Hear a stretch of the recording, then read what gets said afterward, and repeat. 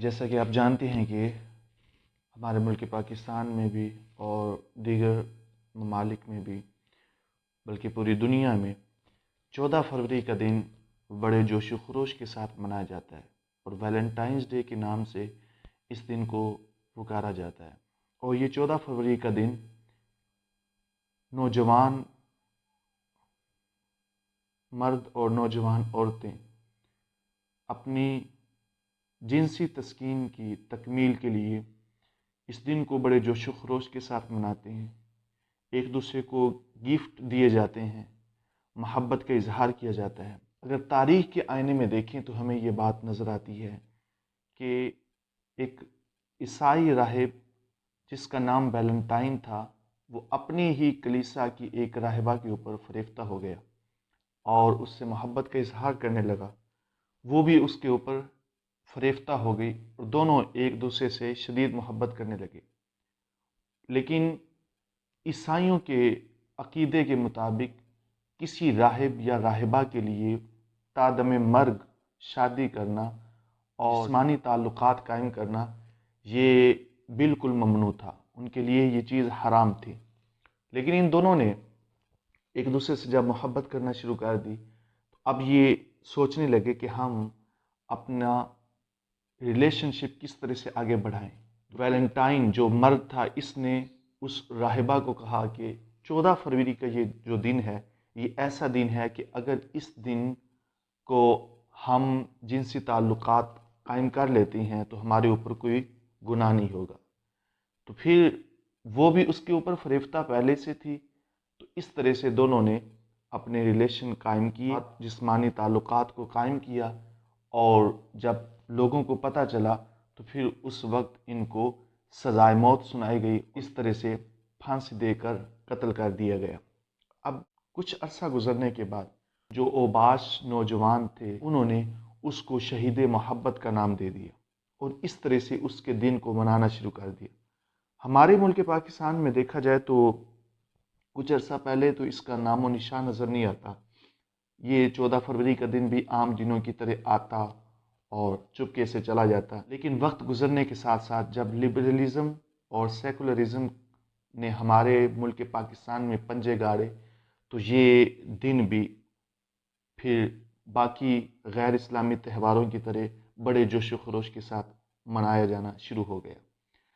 اب ہمارا جو مذہب اسلام ہے، جس کی بنیاد پر یہ ہمارا ملک پاکستان قائم کیا گیا، ہمارا دین، ہمارا مذہب ہمیں اس طرح کی غیر اسلامی تہوار منانے کی کس حد تک اجازت دیتا ہے، قرآن و احادیث میں اس کا جائزہ لیتے ہیں۔ اللہ رب العالمین نے قرآن پاک میں واضح طور پر ارشاد فرما دیا کہ ان الذین یحبون ان تشیع الفاحشۃ فی الذین آمنوا لہم عذاب علیم فی الدنیا والآخرہ۔ بے شک وہ لوگ جو ایمان والوں میں بے حیائی کو پھیلتا ہوا دیکھنا پسند کرتے ہیں، تو فرمایا کہ ان کے لیے دنیا میں بھی اور آخرت میں بھی دردناک عذاب۔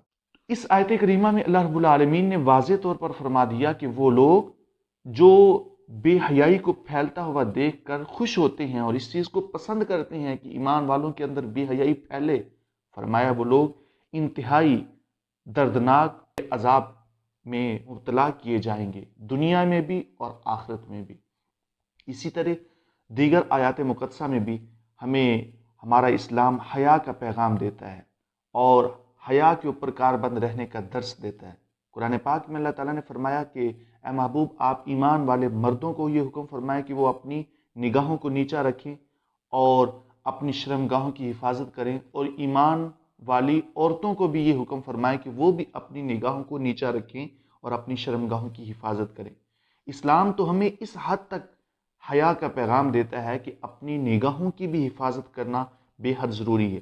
اسی طرح حضور نبی کریم صلی اللہ تعالیٰ علیہ وآلہ وسلم نے ارشاد فرمایا کہ ہر دین کی کوئی نہ کوئی خصلت ہوتی ہے، ہر دین کا کوئی امتیازی وصف ہوتا ہے۔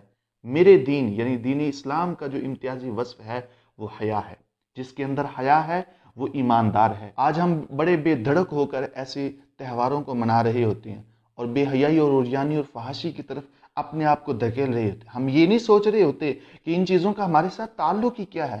کیا لگتا ہے ہمارا ویلنٹائن، کیا لگتا ہے ہمارے یہ یہود و نصارہ، ہمارا ان سے کوئی تعلق نہیں ہے. من تشبہ بقوم فہو منہ. حضور علیہ الصلوۃ والسلام نے فرمایا جو جس قوم سے مشابہت کرے گا اس کے ساتھ ہی اس کا شمار ہوگا. آج ہم ان لوگوں کی شانہ بشانہ کھڑے ہو کر جن تہواروں کو منا رہے ہیں، کیا ہم بھول گئے ہیں کہ ہماری تہذیب، ہمارا کلچر ہمیں اس چیز کی اجازت نہیں دیتا؟ لیکن افسوس اور المیہ کی بات تو یہ ہے، جس طرح اقبال نے فرمایا تھا، وضع میں تم ہو نصارہ تو تمدن میں ہنود، یہ مسلمان ہیں جنہیں دیکھ کے شرمائیں یہود. نہ خوف خدا نہ شرم نبی، یہ بھی نہیں وہ بھی نہیں، قلب میں سوز نہیں، روح میں احساس نہیں، کچھ بھی پیغام محمد کا تمہیں پاس نہیں.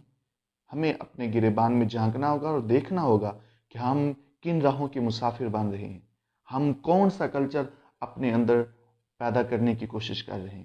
اللہ رب العالمین ہمیں ان تمام رذائل سے محفوظ رکھے. آمین.